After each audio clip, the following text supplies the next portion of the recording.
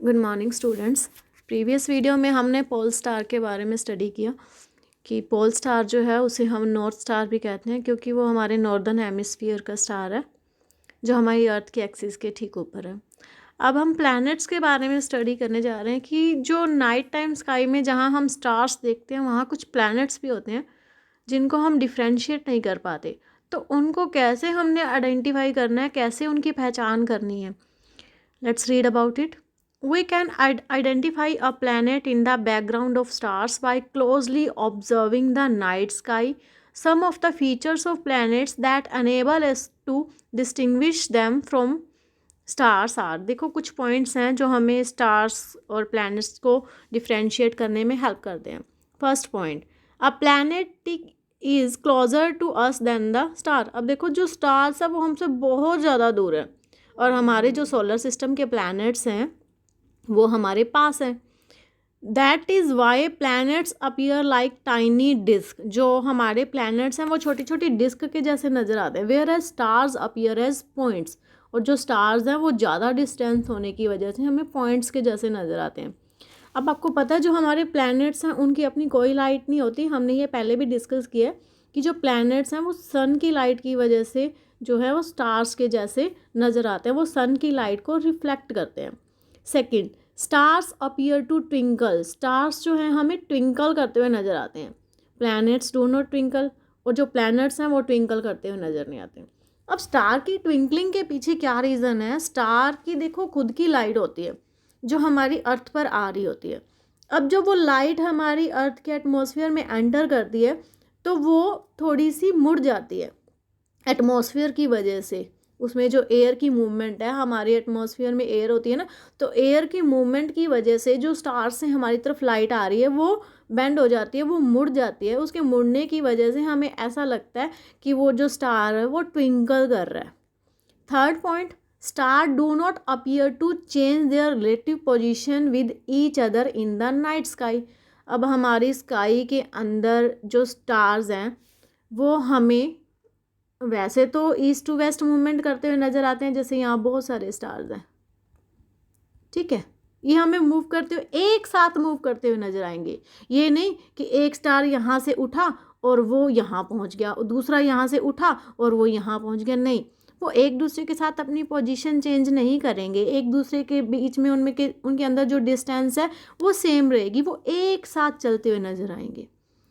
लेकिन वो स्टेशनरी है, मूवमेंट किसकी हो रही है? वो हमारी अर्थ की मूवमेंट है, इसीलिए वो हमें मूव करते हुए नजर आते हैं। However planets change their relative position with respect to each other. लेकिन अगर यहाँ पे बीच में कोई प्लैनेट है तो वो इनके अकॉर्डिंग इनके साथ अपनी पोजीशन चेंज करेगा, क्योंकि आपको पता है जो हमारे प्लैनेट्स हैं वो रिवॉल्व भी कर रहे हैं सन के चारों तरफ। ये स्टार्स कहीं रिवॉल्व नहीं कर रहे, कहीं रोटेट नहीं कर रहे, ये एक जगह पे फिक्स खड़े खड़े हैं, कहीं मूवमेंट नहीं हो रही इनकी। लेकिन जो प्लैनेट है उनकी तो मूवमेंट है ना, वो तो अपनी एक्सिस पे भी रोटेट कर रहे हैं और साथ साथ सन के चारों तरफ रिवॉल्व भी कर रहे हैं।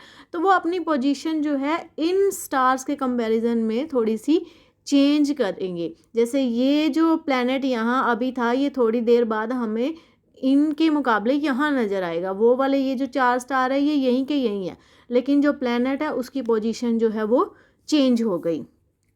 दे appear to move against the background of stationary stars. मतलब स्टार्स जो वहीं पे नज़र आ रहे हैं उनके मुकाबले वो हमें थोड़ा मूवमेंट करता हुआ नज़र आएगा। This was the reason why ancient people, जो पुराने लोग थे, named them as planets, that is wandering star. Wandering होते हैं इधर उधर घूमने वाले, तो जो पुराने लोग थे वो प्लैनेट्स को वंडरिंग स्टार कहते थे, इधर उधर घूमने वाले स्टार्स कहते थे। Then changing night sky. Night sky में हम क्या चेंज देखते हैं?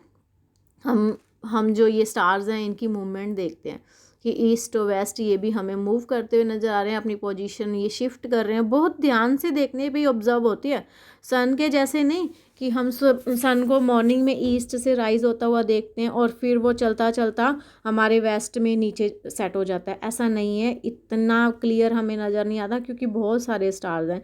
अगर हम बहुत ध्यान से देखें तो हमें स्टार्स जो हैं अपनी पोजीशन चेंज करते हुए मूवमेंट करते हुए नज़र आते हैं।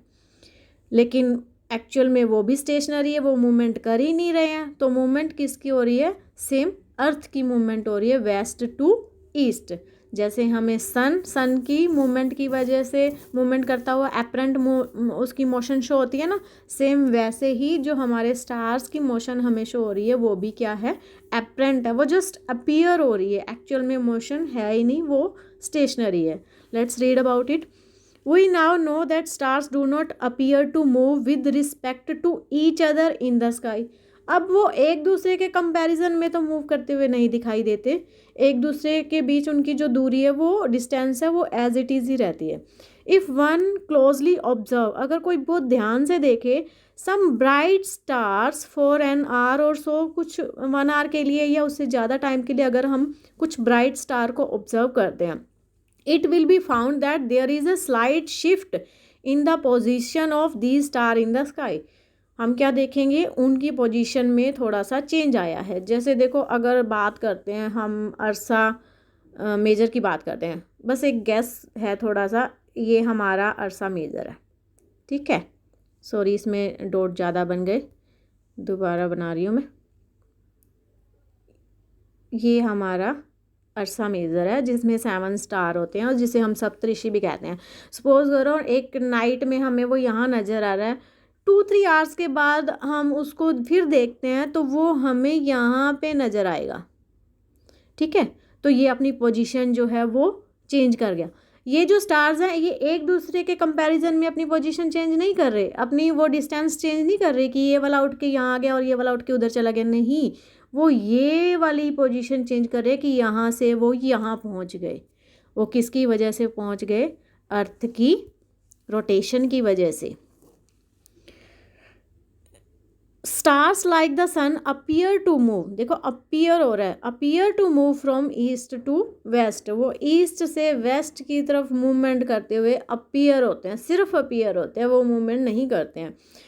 This as we have now understood, जो कि हम समझ चुके हैं, क्यों? Is due to the rotation of earth on its axis from west to east. Earth की रोटेशन की वजह से, जो कि वेस्ट टू ईस्ट है, इसीलिए हमें सारे के सारे stars including sun east to west movement करते हुए नज़र आते हैं।